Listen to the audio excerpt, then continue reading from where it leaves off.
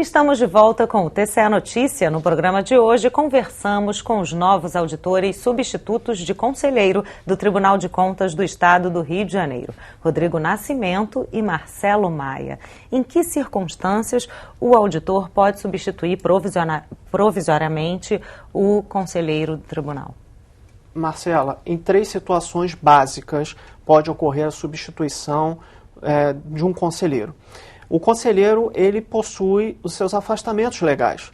Então, quando um conselheiro goza de férias, de licença, outros afastamentos legais em geral, ele pode ser substituído sempre mediante convocação do presidente do tribunal, ele pode ser substituído por um auditor substituto. Então, essa é uma situação. Outra situação seria no caso de o conselheiro não está afastado legalmente, mas houve algum problema e o conselheiro comunica que não vai poder estar presente à sessão por algum motivo. Também o presidente, para efeito de quórum, para efeito de compor o quórum na sessão, ele pode convocar um auditor substituto para votar nas matérias a serem apreciadas naquela sessão plenária. E também no caso de vacância do cargo de conselheiro. Quando um conselheiro ele deixa o cargo, ou por motivo de aposentadoria, ou de falecimento, ou qualquer outro motivo, o cargo fica vago. E o presidente do tribunal pode convocar o auditor substituto para o exercício interino do cargo de conselheiro. Marcelo, eu gostaria só de fazer uma pequena complementação. Ficou claro, assim, pela descrição do Rodrigo, que grande parte da atribuição do auditor substituto de conselheiro é substituir, pelo próprio nome, né, o conselheiro em seus impedimentos e vacâncias. E no momento em que ele não está substituindo? Quando ele não está substituindo, a gente tem nosso trabalho originário, que é relatar processos com propostas de voto. Né? A gente não vota diretamente no plenário nem nas câmaras, mas a gente recebe o processo no atual estado, que se encontra instruído pelo corpo técnico, e a partir daí redige uma proposta de voto que será deliberada em plenário. Mas o que tem que ficar bastante importante deixar claro é que o nome auditor, ele é um nome constitucional. Né? Na Constituição de 88 aparece lá auditor como o nome do cargo. Só que a Constituição de 88, ela remeteu esse nome em iuris do juiz auditor, né, antigo, de forma que muita gente confunde o nome auditor, substituto de conselheiro, com auditor de controle externo dos tribunais, Tribunal de Contas, Tribunal de Contas dos Estados. Então, é comum, né, a gente fez um pequeno estudo, né, soubemos de trabalhos feitos por outros colegas de outros estados, que viram que dos 30 tribunais de contas analisados, em 22 já, o nome do cargo foi alterado, né, também é chamado, né, foi alterado, também é denominado de conselheiro substituto, para realmente destacar a atribuição do auditor legislado por normas infraconstitucionais, que seria o auditor privado de uma empresa de auditoria ou o auditor de controle externo do corpo técnico, do nosso cargo, que é um conselheiro substituto. Falando um pouquinho sobre a Escola de Contas e Gestão do Tribunal, que capacita os servidores do Tribunal e também dos órgãos fiscalizados pela Corte de Contas. Os senhores já participaram de algum curso de formação organizado aí pela ESG? Sim, nós estamos participando de um curso de formação, mas ele não é exatamente um curso de formação, é um curso de ambientação, para que nós conheçamos as áreas do tribunal, conheçamos as pessoas. Recentemente, nós tivemos a oportunidade de visitar, nós 3, os recém-aprovados, cada conselheiro, estivemos com cada conselheiro pessoalmente, trocando ideias, falando sobre nossas expectativas, realmente nossa vontade de começar a atuar. Porque eu digo começar a atuar porque o tribunal, recentemente, ele instituiu, tendo em vista a nossa chegada, ele instituiu 2 câmaras. E essas câmaras ainda não começaram a funcionar. Elas estão instituídas mediante regulamento próprio do TCE, mas não começaram a funcionar. Quando elas começarem a funcionar, isso está previsto para ocorrer muito em breve, nós três vamos atuar efetivamente na função de conselheiros substitutos. Um de nós vai atuar junto ao plenário, outro vai atuar junto à primeira Câmara e um terceiro junto à segunda Câmara. Sempre em esquema de rodízio, de forma que quem estiver no plenário vai passar para a primeira Câmara, quem estiver na primeira vai passar para a segunda e assim sucessivamente. Algo que o senhor gostaria de acrescentar? Eu gostaria só de ratificar o que o Rodrigo comentou em relação ao curso, né, de ambientação, que seria o nome que foi dado nesse nosso programa, justamente pela importância deles nos receber na instituição, nos apresentar o organograma, que é muito grande, do Tribunal de Contas, e apresentar as pessoas-chave de cada unidade daqueles bloquinhos que a gente vê lá no organograma, entender como que eles se conectam, o que eles atuam, o que eles fazem, onde a gente vai atuar com eles em conjunto, onde a gente vai poder pedir, solicitar alguma coisa. E, além disso, nós fomos brindados, né? A gente sabe do esforço da Escola de Contas em proporcionar esse curso para a gente.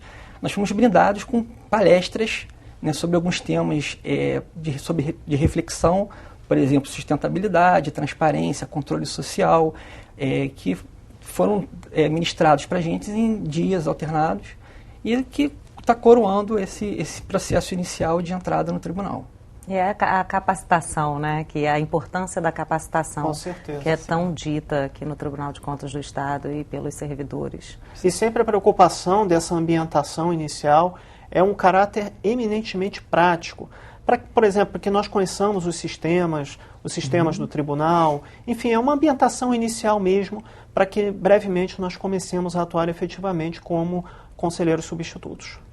Agora, em 2015, o Tribunal de Contas do Estado do Rio de Janeiro relatou aí mais de 163 mil processos e bateu recorde de produtividade, né? Que tipos de processo podem ser instruídos pelo auditor substituto de conselheiro? Na verdade, o auditor substituto de conselheiro, ele não instrui processos. O auditor substituto de conselheiro, ele emite atos de caráter decisório, ou um voto, ou uma proposta de decisão.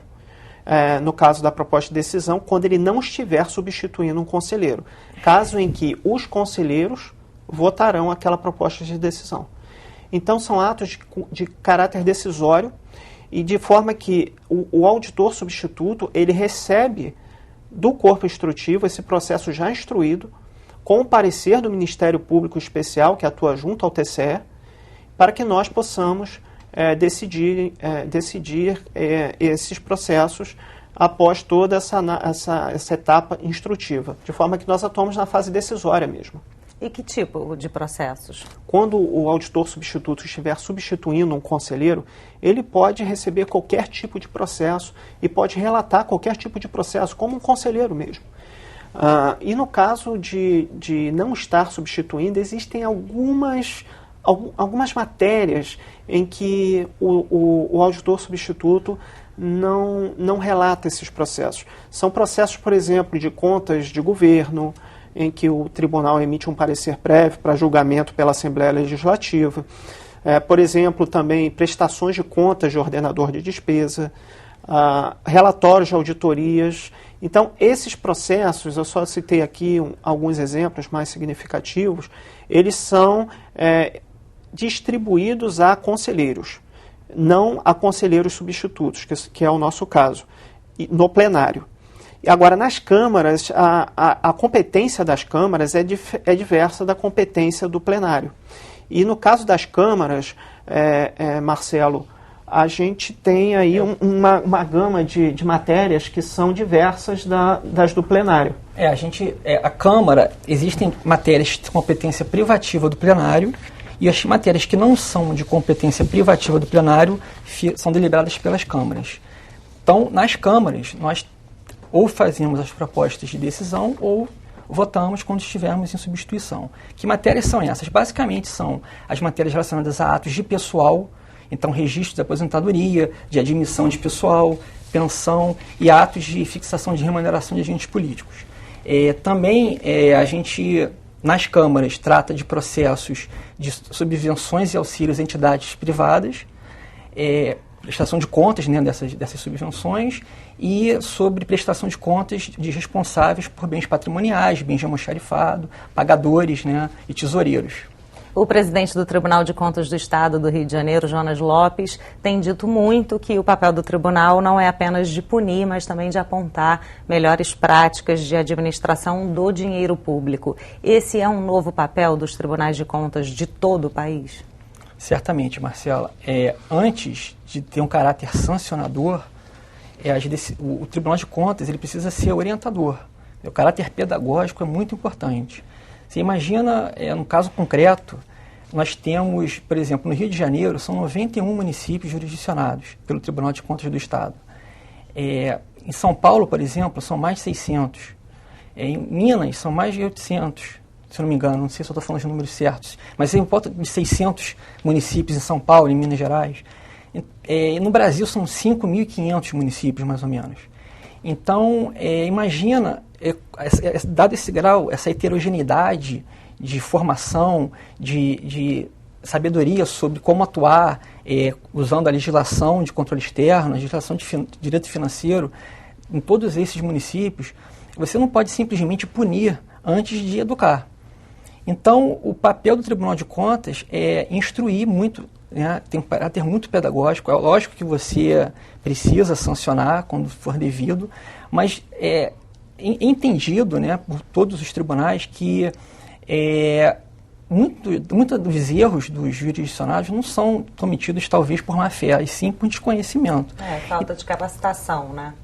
Então, eu acredito que esse papel educador ele vai desde na hora da auditoria operacional, uma auditoria temática que o Tribunal de Contas faz, instruindo, ajudando, né, o jurisdicionado a atuar, passando pelos votos dos conselheiros, que são muitas das vezes educativos também, e culminando com a Escola de Contas, que tem esse papel também muito importante de instruir os municípios, de instruir tanto internamente quanto externamente. Nós acreditamos realmente que a função pedagógica ela é mais efetiva que a punitiva. Obviamente que em determinadas situações tem que punir, não há dúvida quanto a isso. Mas a gente acredita muito nessa função pedagógica do Tribunal de Contas. Nós temos nossa Escola de Contas e Gestão do TCE, e a escola desenvolve um trabalho fantástico de capacitação de gestores estaduais e municipais dos 91 municípios do Rio de Janeiro, do estado do Rio de Janeiro. Capacitando é uma forma de diminuir as falhas, né? Exatamente. Então é o tribunal, é o TCE contribuindo para o aperfeiçoamento da administração pública fluminense. Apenas para complementar e dar um dado concreto, em uma auditoria temática sobre gestão de resíduos sólidos, o Tribunal de Contas apurou que 93% dos municípios não se adequam à legislação que obriga que esses municípios tenham políticas de gerenciamento de resíduos sólidos. E essa mesma lei condiciona o repasse de recursos da União a essa política de gerenciamento. A constatação mostra que eles não sabem como fazer isso. Foi constatado que eles, na verdade, não sabem, não foi por má fé, né? Foi por falta de capacitação. Exatamente. Então, o papel do tribunal não é só simplesmente punir, até orientar, porque recursos da União não serão mais repassados. E a Escola de Contas abre turmas, já está na 3ª turma, se eu não me engano, justamente para instruir e tentar criar esse perfil educador do Tribunal de Contas. Gente, muito obrigada pela participação, parabéns pela conquista. Sejam bem-vindos sempre aqui ao TCE Notícia. Nós que agradecemos. Obrigado, Marcelo. O TCE Notícia de hoje fica por aqui. Para assistir novamente a este programa, acesse www.alerj.rj.gov.br. Muito obrigada pela sua companhia. TV Alerj, o canal do povo fluminense. Até a próxima.